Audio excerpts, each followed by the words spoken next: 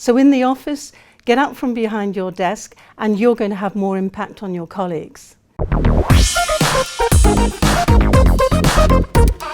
So Denyse, this year you announced the top 5 marketing trends for 2016. So first of all, could you talk us through how you came to find these? Yes, it's a very good question, Jessica, because we always need to know where information comes from. The numbers that I talk about in my blog come actually from research that I ran amongst my bloggers and amongst my followers on LinkedIn, etc.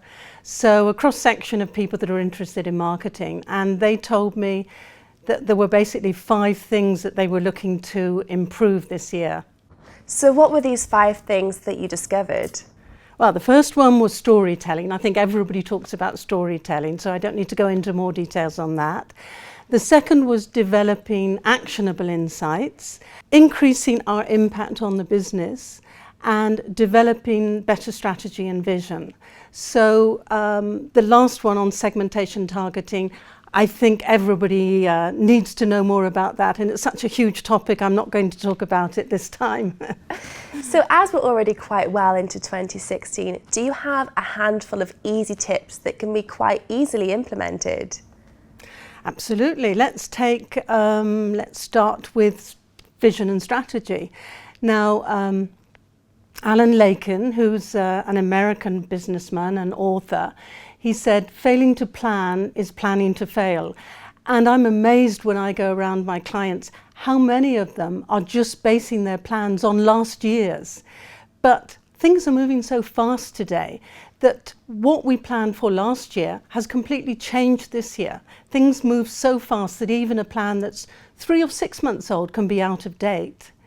And so it's very important that we develop the plans based upon our understanding of where we are today and where we want to go to tomorrow. And more importantly, where the customer's going to be tomorrow, because they are changing fast as well. And they're the most important thing as well. Absolutely. So also taking a look at how to have more of an impact, can you explain what can be done here? Impact, yes, I think we all want more impact in the business.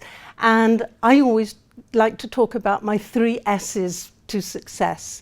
The first one is socialize, the second one is synthesize, and the third is surprise. So the first one, how are you going to socialize? Today we all connect on internet, so we don't get to meet people face to face as much as we used to.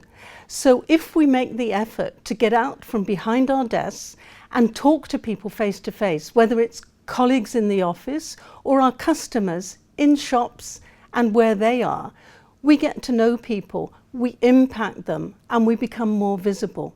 So in the office, get out from behind your desk and you're going to have more impact on your colleagues. Now the second one is synthesize.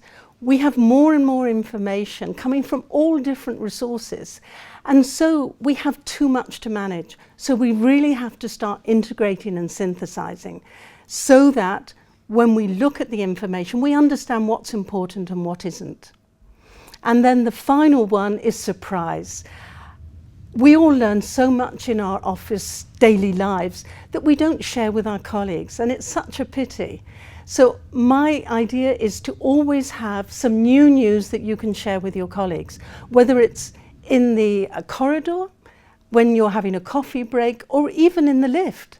If you can share with them some new information that you've learned about the business or about your customer, then they will come to you as the expert because you will always have something interesting to tell them. Absolutely. So Denyse, how important is developing insight? Oh, Jessica, insights are the holy grail of business. Everybody is looking for them. But the problem is, so many businesses jump from information to action. We love action. But if you don't look at the information you have, turn it into understanding of your customers and then into insight, you're not going to get anywhere.